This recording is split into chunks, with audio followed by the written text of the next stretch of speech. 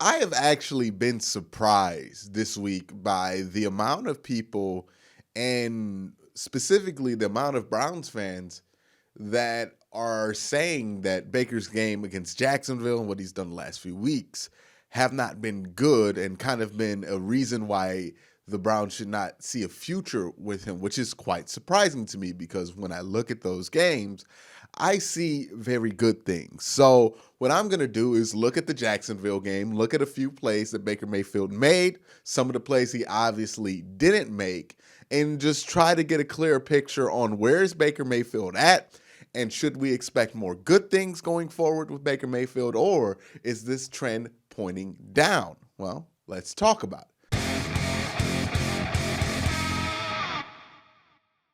But before I dip down into the Bat Cave, I have to first give a shout out to the Patreon members. And as always, that starts with Michael Mateek, Greg Ealer, Seth Harrison, Corporal Nick Lopez, Nick Nasty, Mandela Moore, the only Browns fan in Wisconsin, Batman, Jake Phillips, Rush Shear, Barack Kumar, John Alver, Masayua, Budza Roland, Ethan Rindauer, James Nemo, Mac House, Reeve Hertz, Justin Cole, Philip Wilcoxon, Marie Vivert, Timothy McClure, Keith Anderson, Joshua Still, Sean Barron, Gagos Pisano, Dom Gazzulo, Ian Whitaker, Colin 216, Anthony Latham, Christian, Matt Bond, Dave Strong, Michael Stone, Soul Train, Charles Work, Dan in West Texas, Billy, Michael Holdenack, Jared Austin, Moose Gentry, Patrick F., Austin Z., Mark Burnett II, Andre Griffin, Otis Wolf, IT Rex, Austin Bolin, Jesus Serrano, Joshua Paulus, Chris Fawns, Pick Down Browns Backers, Mark Kahn, Max Aldojo,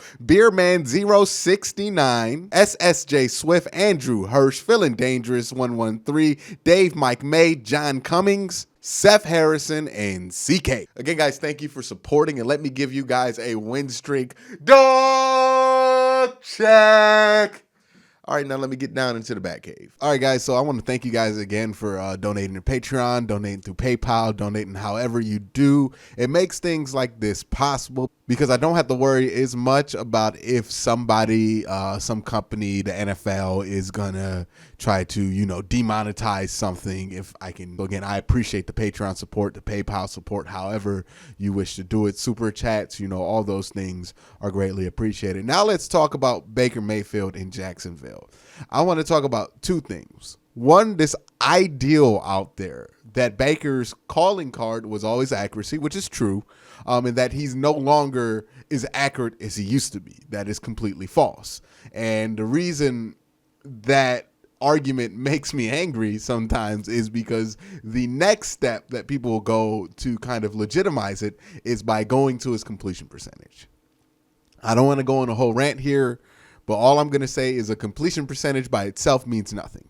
It needs context. If you want to talk about completion percentages on third down, that's important. If you want to talk about completion percentages when he throws past 20, that's important. You need to give me some kind of context to care about the completion percentage. But if you're just giving me his overall completion percentage and saying, well, it was 50% against the team beforehand, so it wasn't a good completion percentage game, he's not accurate, then that means absolutely nothing.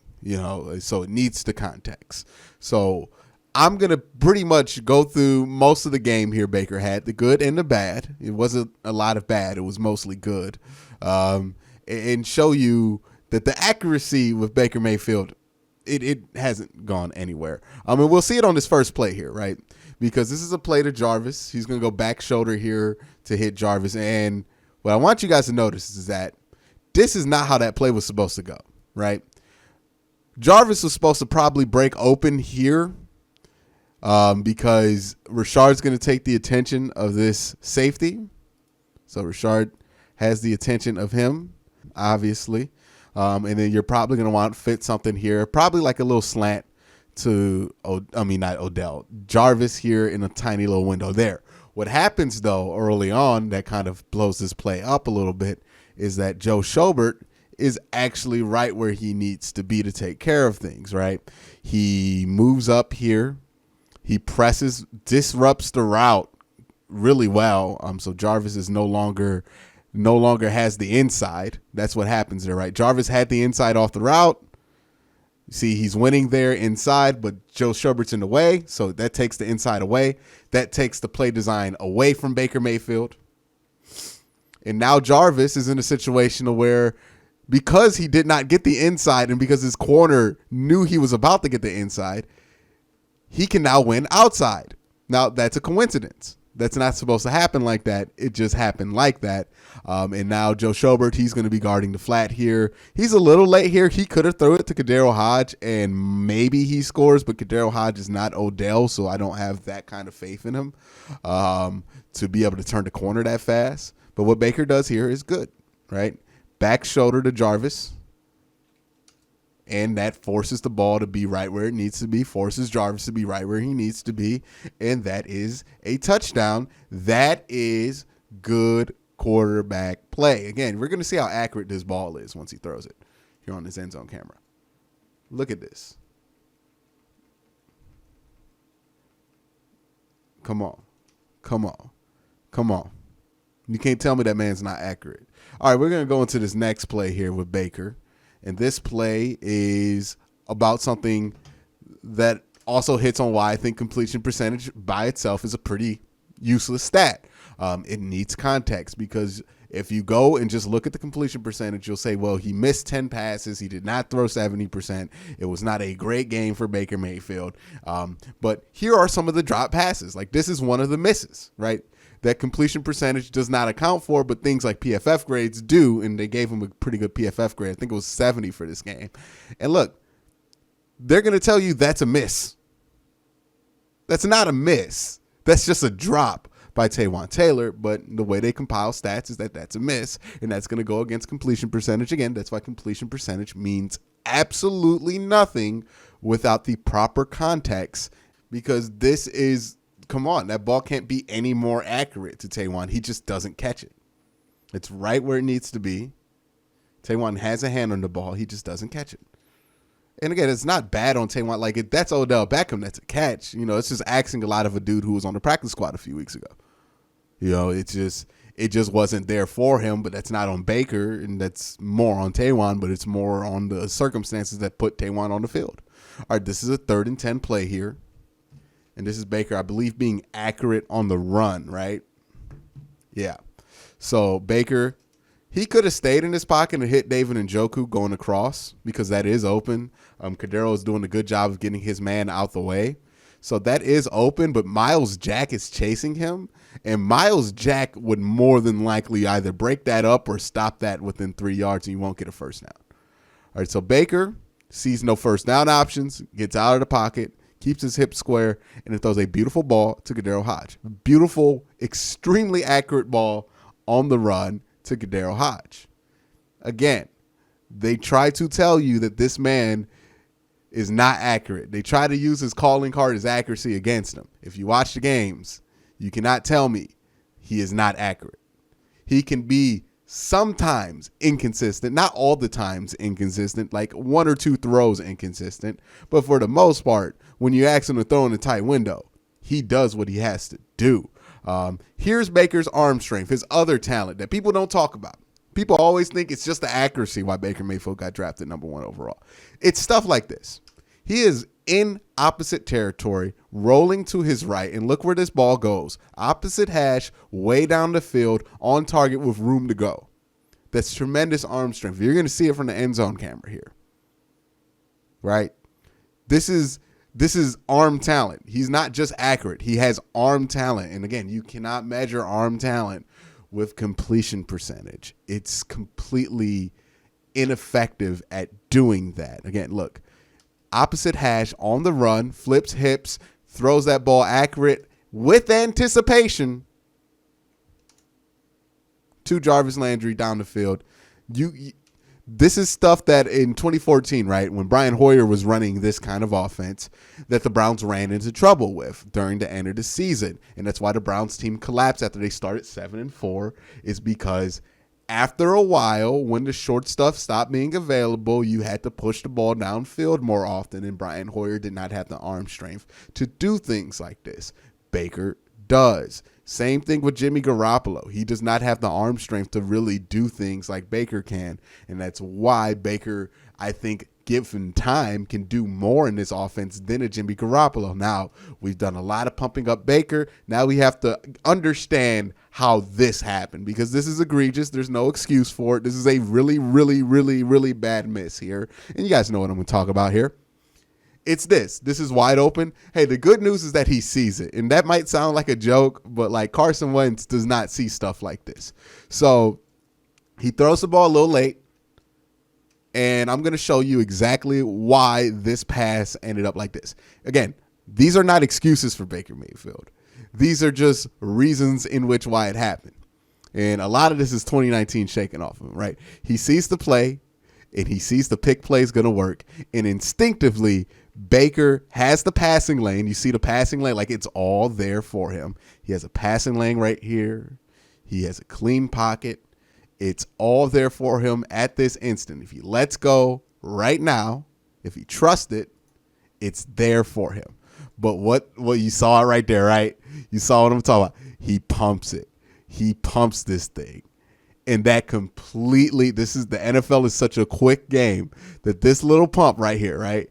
That little pump, that little hesitation turned this touchdown into a very embarrassing highlight. Well, low light for Baker Mayfield, right? So he pumps the ball there. If he throws it right there, it's a touchdown. But he pumps the ball there. Either that arm that went up threw him off, and that's why he didn't want to throw it. But if that was the case, I think Baker would have readjusted and resettled his feet in the pocket. I just think it caught him off guard how well this play worked, which is not an excuse, okay? It's not a good reason.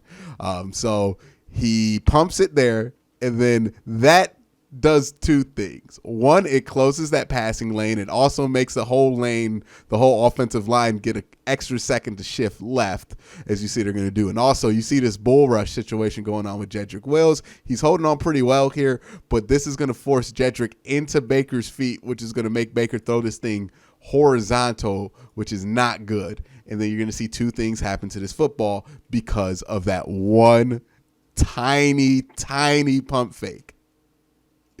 You're going to see that ball go high and back. And look, let's watch where Baker's feet are, right? We're going to go in slow motion here. Watch Jedrick's feet going back. And look, this isn't Jedrick's fault. That ball should have been out. And he's holding the bull rush as well as he can. It's just Baker holds it for a little bit too long because he pump faked. And he's late. And look how flat-footed and horizontal those feet are, because he threw it out of rhythm and he hesitated and he just didn't trust it. When Baker is in rhythm and he's trusting his gut, he is as accurate as I have seen anybody in the Cleveland Browns uniform ever throw a football. But when he's not, he has to think about it. And this happens like, just like imagine when you're playing pickup basketball or something, right? When you have to think about how wide open you are and how inexcusable it would be for you to miss this layup or open shot, that's normally when you make some pretty bad mechanical decisions that end up making a pretty embarrassing result for you because you thought about it for too long when you should have just went in rhythm. But now that it's out of rhythm, look where his foot was when he made that first pump, right? He's in a good spot to get rid of that on that first pump. But then once he pulls it back, his feet get parallel with him, and that completely tanks that play. Just the tiniest of tiniest things in the NFL matter, right? We're going to see it really well from this end zone corner, what happened with Baker Mayfield. Just watch the feet, right? Has the window. We're going to go slow motion here. So he has the window. And again, see that first pump? Has the window. If he lets go of it, it might get batted down. You know what I mean? But again, if you're going to pump, you got to reset. He did not reset. He instead kind of threw it flat-footed with parallel foot. Look at that. That's not a good base to throw that football. You know what I mean? And then he's worried about that guy coming inside because now he's pushed into that passing window. So he throws it high. He's flat-footed, going off balance. Look how backwards he's going and how his hips aren't carrying that ball or aren't really directing where that ball is going to go because of the space got eaten up with Jedrick there. And that's going to make the ball go behind and high. And some people are going to say, hey, Rashard should have caught that. There's no reason why Rashard should have ever had to leave his feet to catch that. That's on Baker, right? And this is what happened to create that situation. It's not a pump fake. It's actually just like a instinct, right? He instinctively feels like he should get rid of this ball here, and that's the right instinct. He just doesn't. Because I think what he's worried about is 55 getting his hands in there and blocking that ball down as well as 95. But 55's in that bull rush. He ain't going to do nothing. Oh, it's right there. And if it's not, reset your feet and look to the other side. You got Kareem Hunt, who you could have easily just tossed that in there. So, again, mistake by Baker. That's definitely a miss. It's kind of funny how he got there. But it's not the end of the world here because you see what Baker put on tape for the rest of the game. And it's very, very good stuff, especially when you consider how hard some of this stuff is. I know Colin Cowherd likes to say he's not talented, he's not special, but that's kind of goofy because you'll see stuff like this where he's throwing across his body, cross field to the outside number, and he's throwing as accurate as a football as you can throw in that situation, like right here. Like, again, you're going to tell me this is not an accurate quarterback? You're going to tell me this guy, he's falsely using accuracy as a calling card? Are we serious? Are we serious? You see that, right? Come on. And he got the pass interference. That's an insanely difficult throw that requires a lot of arm talent. Baker makes that throw. Again, here, second touchdown, he does not hesitate. So he does make the easy touchdown, and he just goes off instinct, right? Top of his drop, sees it, throws it. Does not hesitate, does not think twice about it, does not get worried about getting the ball batted down because somebody's coming in his face. No, he just throws it, and then boom, good ball, accurate. There we go, Baker. That's what you like to see out here. The last touchdown that he missed was because he kind of thought about it a little bit. And when you think about it, that's when you make the mistake, right? Just unconscious, throws it. There we go. Good stuff. Now, this is the clutch accuracy that I've been talking about with Baker Mayfield the last few weeks, showing its head again. 4th and 1. Tough situation here. I don't think he gets a good play call here by Kevin Stefanski, right? I thought he should have got something short underneath, maybe something hot right out the play action. Does not get that. This is like 2 wide receivers. You got David Njoku and Kadero Hodge. This play is obviously covered. You see all the black compared to white out there, right? So plays obviously covered. Kareem Hunt's blocking, so he's not even out there. And you're forcing Baker to throw a very tight, very difficult ball on the sideline to Kadero Hodge in order to get a 4th and 1. Not a great play call, but hey, look, Baker bails it out. Again, this is stuff you don't see when you're just watching the game on first run. It's okay. But again, it's a very accurate football, by the way.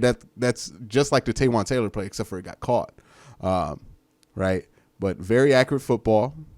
Again, off the play action, flips his hips, gets set, clean pocket, and then just drives it there and bails out what is a pretty bad play call, in my opinion. Should not have converted, but Baker found a way to make it convert on 4th and 1 that ended up being a big play. Another huge play, and this is the last one I'm going to go over, is this play right here. Does not get enough credit for stuff like this. He's done this in multiple games, by the way, in a row. Just like he's missing the red zone, he's done stuff like this multiple games in a row where your back's literally up against the wall. You need a first down. You cannot afford to punt from here in this situation of the game. And what does Baker do? Play action fake. Literally nobody's going to be open here. Nobody's going to be open. The closest thing to open is Jarvis Landry, and he is going to get held at the top of his route. And by the time Baker gets rid of that ball, he's still being held. But look how tight of a window he fits that into. That is incredible. That is one of the most impressive throws I've seen from a Cleveland Browns quarterback ever. Look at this. Again, just look at that. I want you guys to see how tight this window is. Just watch the ball here. There is zero room for error on that throw. And he makes it. And that's the things about Baker Mayfield that make him special. I know people say he's not special. I know people tell you he's no good, but that's not true. Baker Mayfield is a good quarterback who shows signs of, once he gets a couple of things together, being able to be a great quarterback. He's not there yet. I think he's a couple of years away from being that consistently, but it's all there for Baker. He's seeing the field much better. He's seeing the plays much better. It's just some small things here or there where he hesitates or he's not trusting his line that cost him, some of these big plays. But Baker Mayfield's been playing really good football as of late. His PFF grades reflect that. I know his completion percentage doesn't, but we've talked about how meaningless completion percentage is without context. But that's just my thoughts. I wanted to give it to you guys. Let me know your thoughts down in the comment section below. But again, guys, thank you for watching. Have a great day. Have a good night.